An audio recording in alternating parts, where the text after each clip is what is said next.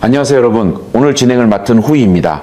100억 달러를 꽂은 워런 버핏의 그 한 줄짜리 결정이 정작 삼성전자 7월 실적에 왜 가장 무서운 변수가 되는지 한번 생각해 보신 적 있으십니까? 삼성이 1분기에 영업이익 757%를 찍었다는 뉴스에 박수만 치고 있을 때가 아닙니다. 정작 월가가 보고 있는 건 그 숫자 너머예요. 그리고 그 너머에서 동시에 두 가지 사건이 터졌습니다. 질문 하나 던지겠습니다. 현금만 우리 돈 약 174조 원어치를 깔고 앉아있는 알파벳이 왜 지난 20여 년 만에 처음으로 847억 5천만 달러치 주식을 새로 찍어내야 했을까요? 그리고 왜 하필 바로 그 순간에 워런 버핏의 버크셔에서 웨이가 그 증자에 100억 달러, 우리 돈 약 13조 7천억 원을 단번에 꽂았을까요? 오늘은 이걸 세 층으로 뜯어봅니다. 표면, 삼성 실적이 정말 어디까지 와 있는지, 동기, 알파벳과 버핏이 이 시점에 이 결정을 내린 진짜 이유, 결과, 그게 7월부터 삼성 주주에게 무엇으로 돌아오는지. 결론을 먼저 한 조각만 드리면 7월부터 무서운 건 실적이 나빠질 가능성이 아니라 실적이 너무 좋을 가능성입니다. 이게 무슨 말인지 지금부터 풀어드립니다. 이건 단순한 호실적 발표가 아닙니다. 이건 메모리 사이클 한가운데서 글로벌 자본이 어디로 얼마나 다급하게 움직이는지를 보여주는 신호입니다. 국내 경제지 헤드라인을 한번 보세요. 대부분 AI 슈퍼사이클 본격화 한 줄로 끝납니다. 그런데 같은 사안을 두고 블룸버그, CNBC, 로이터가 던지는 질문은 전혀 다릅니다. 그들은 왜 지금, 왜 이 규모로 자금을 끌어모으는가를 묻고 있어요. 헤드라인만 보면 절대 잡히지 않는 층이 있습니다. 오늘 세 가지를 차례로 짚습니다. 첫째, 삼성 1분기와 2분기 실적이 정확히 어디까지 와 있는지. 둘째, 알파벳, 아마존, 메타, 마이크로소프트가 합쳐서 1년에 7,250억 달러를 쓰는 이 자본 지출 경쟁의 진짜 동기. 셋째, 그래서 7월부터 삼성에게 두 가지 시나리오, 1995년형 시나리오와 1999년형 시나리오가 동시에 열려 있다는 것. 화공이 시작되기 직전, 동남풍이 부는 그 짧은 순간 지금 메모리 시장이 딱 그 자리에 서 있습니다. 먼저 표면부터 정리합니다. 숫자 자체가 워낙 비현실적이어서 이 숫자를 먼저 확정해야 그 다음 분석이 의미가 생깁니다. 삼성전자 1분기 2016년 실적입니다. 매출 133조 9천억 원, 영업이익 57조 2천억 원. 영업이익이 전년 동기 대비 757% 증가했어요. 1분기, 한 분기 이익이 작년 2025년 한 해 통째로 번 이익보다 큽니다. 4월 30일 삼성전자 공식 발표 기준입니다. 이게 어느 정도 비현실적인 숫자냐. 직전 분기 영업이익 신기록이 2025년 4분기 20조 1천억 원이었어요. 그걸 한 분기 만에 거의 3배로 깨버린 겁니다. 가격 인상의 깊이도 보시죠. HBM 3위, 5세대 고대역폭 메모리 2026년 공급가가 약 20% 인상됐습니다. 이건 조선비즈와 디지타임즈가 작년 12월 말에 이미 보도한 내용이에요. 서버용 디램 1분기 가격은 직전 분기 대비 60에서 70% 올랐습니다. 한국경제보도 트렌드포스 1월 6일 발표 기준입니다. 여기서 가장 결정적인 건 HBM사 로직 다이 가격입니다. 2026년 초부터 40에서 50% 인상됐다는 파이낸셜 뉴스 보도가 있어요. 트렌드포스가 4월 14일에 이걸 재확인했습니다. 32기가 바이트 DDR5 모듈 가격은 작년 9월에 149달러였던 게 239달러까지 갔습니다. 60% 인상이에요. 그리고 트렌드포스 2분기 전망, 통상 디램 계약 가격이 직전 분기 대비 또 58에서 63% 오릅니다. 낸드 플래시는 70에서 75% 인상입니다. 이 정도 가격 인상은 정상적인 산업 사이클에서는 1년에 한 번 보기도 어려운 폭이에요. 그게 분기별로 연달아 갱신되고 있어요. 그러면 7월 이후 가시성은 어떨까요? 삼성이 1분기 IR 컨퍼런스 콜에서 직접 짚은 내용입니다. HBM사 베이스 다이를 만드는 사나노 공정이 2026년 풀가동에 진입했고요. HBM사의 첫 샘플은 2분기 안에 출한답니다. 고객사들은 2027년 물량까지 조기 예약을 걸고 있어요. 그래서 공급과 수요 갭이 2026년보다 오히려 2027년에 더 벌어지는 그림이에요. 골드만삭스가 3월에 목표 주가를 20만 5천 원에서 26만 원으로 올렸어요. 4월 29일 기준 37명 애널리스트 평균 목표 주가가 27만 4,600원입니다. 여기까지만 들으면 그냥 다 좋은 얘기 같죠. 그런데 1분기 실적 발표 그날 주가 움직임이 묘했습니다. 장중에 23만 원 사상 최고가를 찍은 다음 2.43% 하락 마감으로 돌아섰어요. 시장이 호실적을 확정으로 받고 동시에 정점을 의식하기 시작한 그림입니다. 여러분 한번 보세요. 같은 회사 안에서 자기네 메모리 사업부가 자기네 모바일 사업부한테 D램 가격을 더 비싸게 통보하는 상황입니다. 모바일 부문은 분기 손실이 1조 원 가까이 가요. 자기 회사가 자기 회사를 후려치는 구도예요. 메모리 호황이 너무 강해서 자기 회사 안에 다른 사업부가 그 호황의 피해자가 됩니다. 이거 좀 웃기죠. 한 회사 안에서 부서끼리 송장을 끊는 풍경이거든요. 트레이딩키 분석가가 4월 30일에 짚은 핵심 지표가 있습니다. D램 비트 그로스가 분기별 20% 아래로 떨어지면, 그리고 HBM 비트 그로스가 30% 아래로 떨어지면 이익 정점이 가까워졌다는 신호로 봐야 한다는 거예요. 이 두 주를 7월 발표 때 꼭 보셔야 합니다. 여기서 사실 더 중요한 구조적 변화가 한 가지 있습니다. 현재 메모리 사이클은 고객사 선급금과 장기 계약이 전통적인 스폿 가격 모델을 대체하는 중이에요. 즉 가격이 떨어져도 이전 사이클처럼 한 분기 만에 30, 40%씩 무너지는 구조가 아닙니다. 한 분기, 두 분기는 선급금으로 묶여 있거든요. 트렌드포스 보도에 따르면 삼성이 구글과 마이크로소프트를 상대로 100억 달러 이상의 선급금이 포함된 장기 메모리 계약까지 검토 중이라는 얘기도 나옵니다. 이게 사실이라면 7월 이후 변동성은 시장이 일반적으로 가정하는 폭보다 좁아질 수 있어요. 여기까지 보면 답이 나온 것 같아요. AI 수요 폭발, 가격 폭등, 2분기도 좋다. 사면 된다. 그런데 정확히 이 시점에 월가에서 두 가지 사건이 동시에 터졌습니다. 2026년 6월 1일이었습니다. 알파벳이 800억 달러 규모 주식 발행을 발표했어요. 그게 옵션 확장으로 약 847억 5천만 달러까지 늘어났습니다. 미국 기업 역사상 손꼽히는 대규모 보통주증자입니다. 모틀리풀이 6월 5일 보도한 내용이에요. 구성은 이렇습니다. 보통주 약 180억 달러, 강제전환 우선주 약 150억 달러, 시장가 매도 프로그램이 400억 달러, 그리고 버크셔에서 웨이 사모 100억 달러, 블룸버그가 같은 날분에 보도한 구조입니다. 여기서 한 가지가 걸립니다. 알파벳이 3월 말 기준 보유한 현금과 단기 투자가 약 1268억 달러였어요. 우리 돈 약 174조 원입니다. 연간 영업현금 흐름은 1740억 달러.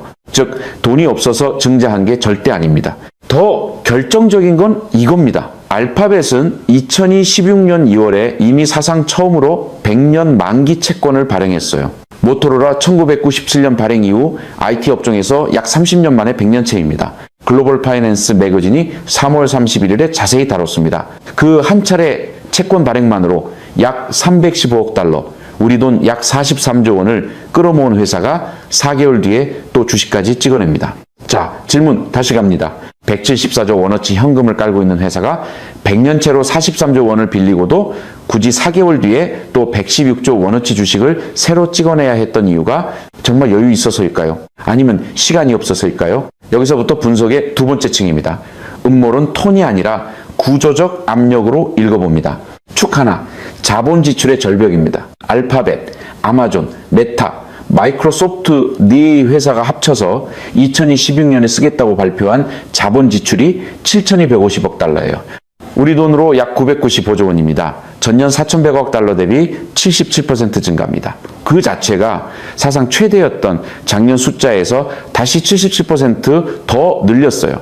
야후 파이낸스가 최근 정리한 수치입니다. 알파벳 단독 2026년 자본 지출 가이던스가 1,750억에서 1,850억 달러입니다. 시장 컨센서스였던 1,195억 달러보다 약 50% 높아요. 한 회사의 한 해 인프라 투자가 한국 1년 명목 GDP의 거의 절반에 가까운 규모입니다. 축둘, 뱅크 오브 아메리카가 짚은 결정적 지표입니다. 하이퍼스케일러들의 자본 지출이 배당과 자사주 매입을 빼고 남는 영업현금 흐름의 약 94%까지 도달했습니다. 2024년 대비 18%포인트 올라간 수치예요. 이 비율에서는 외부 자금 조달이 선택이 아니라 수학적으로 강제되는 항목으로 바뀝니다. BOA 분석가가 직접 한 말입니다. 모건 스탠리 전망은 더 무겁습니다. 2025년부터 2028년까지 4년간 AI 자본 지출 총 2조 달러 중에서 1조 달러 이상이 신규 부채로 조달될 거라는 시나리오예요.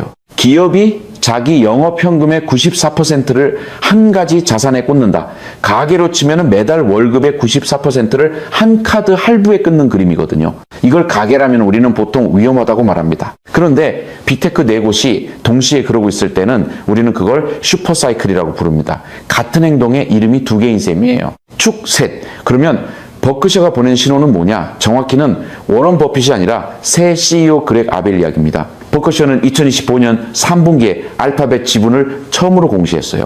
약 1780만 주, 43억 달러.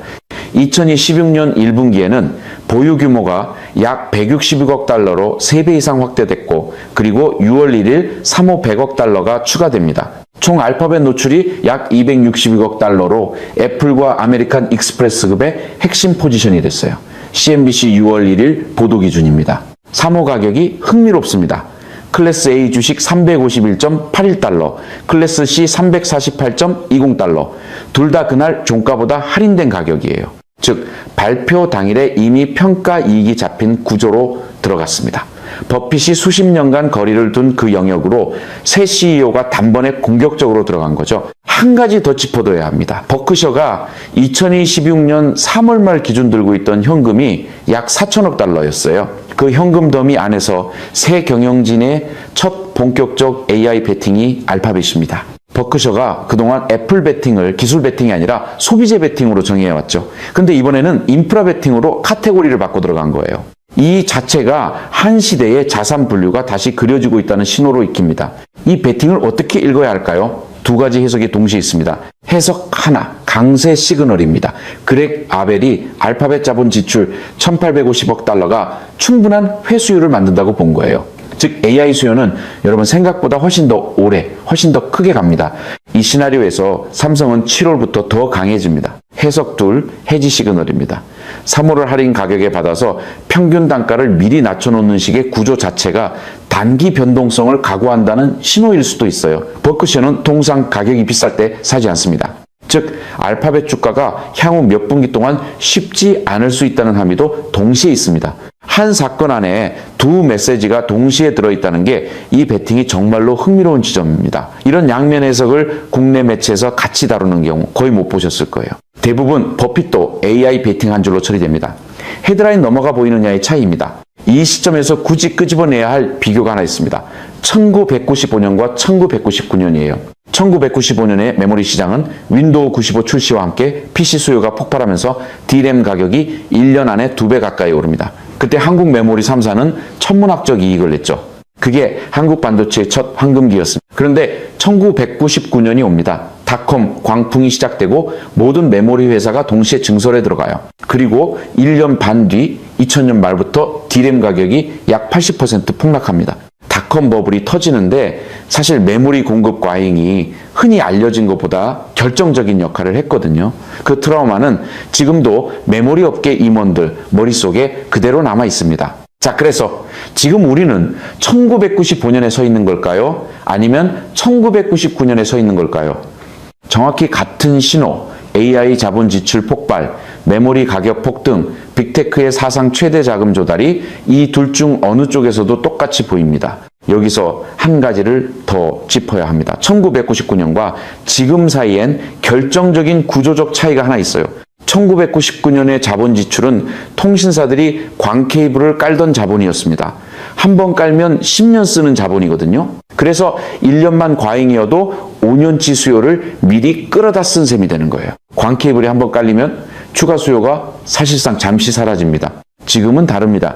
AI 인프라는 H100, H200, B200, B300 세대가 18개월마다 절반 가격으로 추론을 돌립니다. 즉 칩이 빨리 늙어요. 5년짜리 자본이 아니라 18개월짜리 자본입니다. 신세대가 나오면 9세대는 자연 도태되는 구조예요. 이게 1999년 모델과 가장 다른 점입니다. 손자가 병문졸속이지 미간교 지구야라고 했죠. 거칠더라도 빠른 게 낫지, 정교하더라도 길어지면 못 본다. 지금 빅테크가 정확히 그 자세로 자본을 쏟습니다.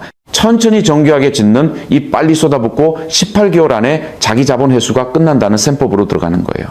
이걸 뒷받침하는 외부 발언도 있습니다. 인텔 CEO 리프탄이 한 인터뷰에서 그렇게 표현했어요. 2018년 전에는 공급 부족 완화가 없다. 마이크론도 12월 컨퍼런스 콜에서 HBM, DRAM, 낸드 용량이 2016년부는 사실상 매진이라고 발표했고요.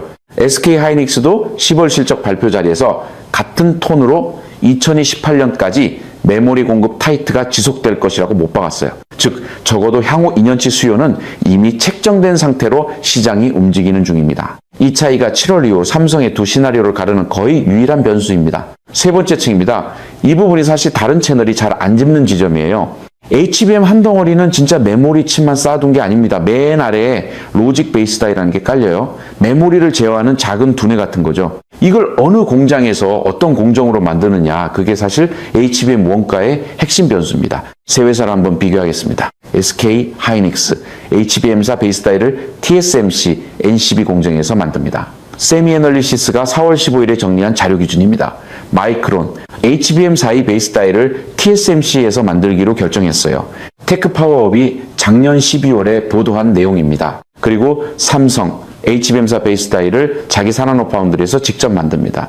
삼성 1분기 IR에서 본인들이 명시한 내용이에요. 이게 무슨 의미냐? TSMC가 2026년 5나노와 4나노 이하 모든 공정 가격을 인상했습니다. 트렌드포스 4월 14일 분석입니다. 즉, 경쟁사 두 곳은 TSMC 가격 인상을 그대로 두들겨 맞는 구조예요. 삼성만 자기네 4나노로 처리하니까 그 인상폭을 자기 마진으로 내부화합니다. 물론 정확히 짚자면 비용 측면만 보면 삼성 4나노가 TSMC, NCB보다 비싼 노드이긴 합니다. 그래서 절대 비용에서 삼성이 무조건 유리하다고 단정할 수는 없어요. 다만 가격 변동성과 공급 안정성에서는 분명히 삼성이 통제권을 더 가집니다.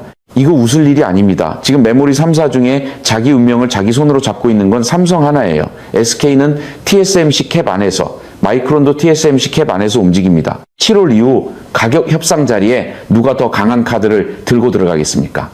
파운드리, 사이드의 동시 모멘텀도 짚어둬야 합니다. 삼성 파운드리는 5분기 연속 적자에서 회복 중입니다. 3분기 흑자 전환이 시야 안에 들어왔다는 게 코리아 헤럴드 6월 11일 분석이에요. 이나노 수율이 60%에 도달했고 정상 양산 기준인 70% 직전 단계까지 왔습니다.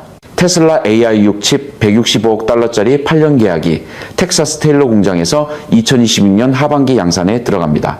엔비디아 베라 루빈 플랫폼 부품 일부 양산이 이미 시작됐고 구글 차세대 TPU ISPC에서 메모리 I/O 다이는 삼성 2나노, 코어로직 다이는 TSMC 1.4나노로 분담된다는 보도가 6월 12일에 떴습니다. 삼성은 지금 한국 기업 중에서 유일하게 메모리와 파운드리와 후공정 패키징을 한 지붕 아래 다 가진 회사입니다. 7월부터 무서운 이유는 이 세 가지가 동시에 변곡점에 도달한다는 점이에요. 단순히 메모리 호황이 아닙니다. 자, 처음에 던졌던 그 질문으로 다시 돌아옵니다. 워런 버핏의 100억 달러 베팅이 정말 삼성에게 무엇을 의미하는가? 이제 보이실 겁니다. 그 베팅은 알파벳 사세요 라는 메시지가 아닙니다. 그건 AI 자본 지출 사이클이 적어도 그렉 아벨이 회수 기간을 잡을 만큼은 더 길게 간다는 한 명의 자본 배분자의 판단입니다. 그리고 그 자본이 어디에 깔리느냐를 보면 결국 메모리와 파운드리와 패키징입니다. 그 세 가지를 한 지붕에 둔 한국 기업이 정확히 한 곳 있습니다. 다만 이건 1995년 시나리오일 때만 그렇습니다. 1999년 시나리오로 미끄러지면 자기 운명을 자기 손에 더 많이 쥐고 있다는 그 강점이 이번에는 가장 먼저 가격이나 압력을 받아내야 하는 자리로 바뀝니다. 자기 손에 다 잡고 있으니까 가장 먼저 책임을 지는 자리이기도 한 거예요. 7월 실적이 그래서 어느 쪽 시나리오인지를 답할 첫 번째 분기입니다. 이 양면을 동시에 보는 게 사실 진짜 분석이에요. 어느 한쪽만 외치는 콘텐츠는 보기엔 시원하지만 실제 자본을 움직이는 사람들의 시각은 아닙니다. 오늘 여기까지 따라오셨다면 헤드라인 넘어가 보이기 시작하셨을 겁니다. 마지막으로 한 가지만 남겨두겠습니다. 알파벳, 아마존, 메타, 마이크로소프트가 합쳐서 1년에 7,250억 달러를 쓰는 이 속도가 그들이 정말로 회수할 수 있는 속도일까요? 아니면 마이클 버리가 알파벳 100년체를 가리키며 이건 모토로라, 1997년의 그림자라고 한 그 경고가 실제로 1년 반 뒤에 한 번 더 회자될까요? 7월 실적이 답합니다. 그리고 그 답을 가장 먼저 받게 될 회사가 한국에 한 곳 앉아 있습니다. 오늘 분석이 도움이 되셨다면 구독, 좋아요, 알림 한 번씩 부탁드립니다. 다음 영상에서는 7월 실적 발표를 앞두고 짚어야 할 두 가지 지표, D램 비트 그로스 20% 라인과 HBM 비트 그로스 30% 라인을 어떻게 읽을지 이걸 정리해 드릴 예정입니다. 감사합니다.